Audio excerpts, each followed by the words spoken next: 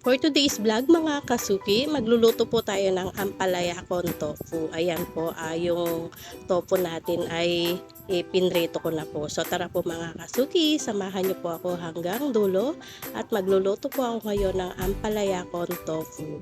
At maraming salamat na rin po sa aking mga solid subscribers, sa mga silent viewers, sa mga new subscriber.